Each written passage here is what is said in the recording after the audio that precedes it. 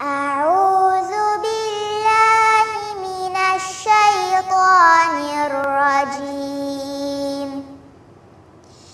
بسم الله الرحمن الرحيم. شهر رمضان الذي أنزل فيه القرآن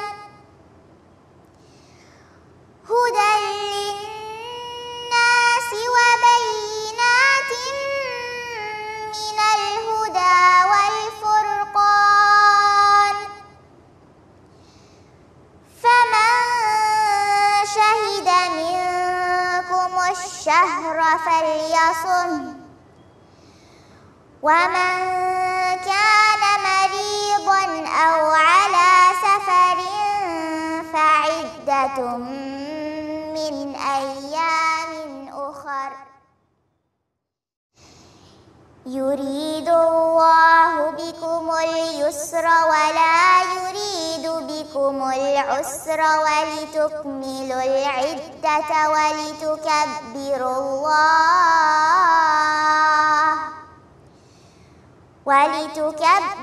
الله على ما هداكم ولعلكم تشكرون. وإذا سألك عبادي عني فإني قريب أجيب دعوة الداع إذا دعان،